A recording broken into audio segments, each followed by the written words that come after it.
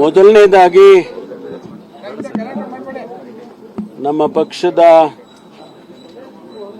ಹೈಕಮಾಂಡ್ನವರು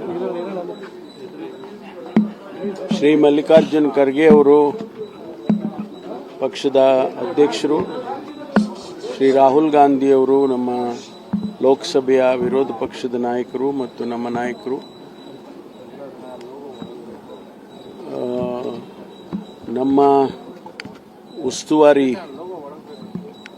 ಪ್ರಧಾನ ಕಾರ್ಯದರ್ಶಿಗಳ ಸುರ್ಜಿವಾಲಾ ಅವರು ಮತ್ತು ನಮ್ಮ GSO ಪ್ರಧಾನ ಕಾರ್ಯದರ್ಶಿಗಳು ಹೆಡ್ ಕ್ವಾರ್ಟರ್ಸ್ ಶ್ರೀ ವೇಣುಗೋಪಾಲ್ ಅವರು, ಹಾಗೆ ಶ್ರೀಮತಿ ಪ್ರಿಯಾಂಕಾ ಗಾಂಧಿ ಅವರು, ಇವರಿಗೆ ನಾನು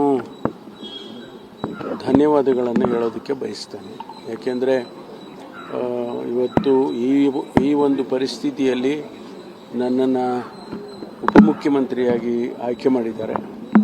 ಅವರಿಗೆ ನನ್ನ ಮೇಲಿಟ್ಟಿರ್ತಕ್ಕಂಥ ವಿಶ್ವಾಸ, ನಂಬಿಕೆ, ಅದಕ್ಕಾಗಿ ನನಗೆ ಆಭಾರಿಯಾಗಿದ್ದೇನೆ ಅಂತ ಹೇಳೋದಕ್ಕೆ ಬಯಸ್ತೇನೆ.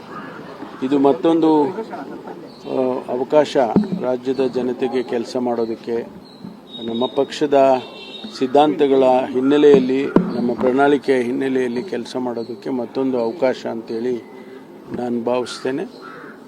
ಹಾಗಾಗಿ ನಮ್ಮ ಏನು ಮುಖ್ಯಮಂತ್ರಿಗಳು ಆಗೋದಕ್ಕೆ ತೀರ್ಮಾನ ಆಗಿದೆ DK ಶಿವಕುಮಾರ್ ಅವರು ಮತ್ತು ನಮ್ಮ ಹಿಂದಿನ ಮುಖ್ಯಮಂತ್ರಿಗಳು ಸಿದ್ದರಾಮಯ್ಯ ಅವರಿಬ್ಬರಿಗೂ ಕೂಡ ನಾನು ಅಭಿನಂದನೆಯನ್ನು ಸಲ್ಲಿಸ್ತೇನೆ. ಈ ಒಂದು ತೀರ್ಮಾನದಲ್ಲಿ ಅವರು ಕೂಡ ಭಾಗಿಯಾಗಿದ್ದರು. ಹಾಗಾಗಿ ಅವರಿಗೂ ಕೂಡ ನಾನು ಧನ್ಯವಾದಗಳನ್ನು ಈ ಸಂದರ್ಭದಲ್ಲಿ ಸಲ್ಲಿಸೋದಕ್ಕೆ ಬಯಸ್ತೇನೆ.